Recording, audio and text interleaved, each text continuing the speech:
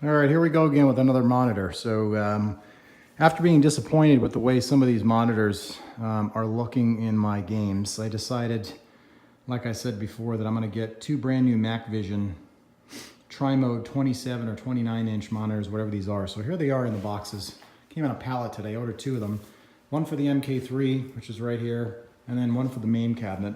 That's the one with that Vision Pro and the Makvision 25.5 LCDs, and I just did not like those at all. So opted to take out this VGA only high resolution flat screen Makvision out of the MK3 because I didn't want to use the video converter that I had here. I just don't like using those in a cabinet that I play. It looks fine, but I just don't really like having to do that. So here's the monitor itself. It comes, as you can see, all kind of zip tied up.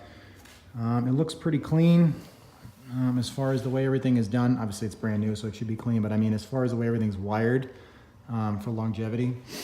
So this one here says 29 inch high resolution monitor.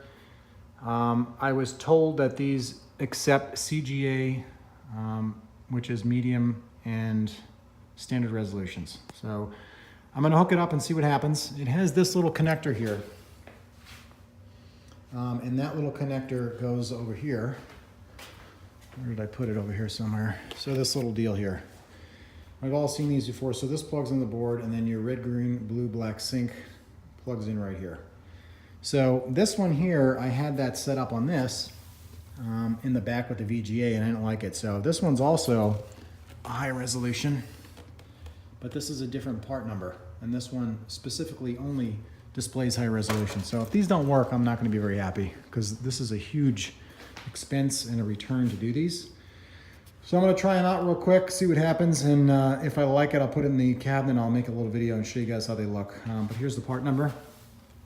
It's a M31 29DS, and you can see all the specs are right there.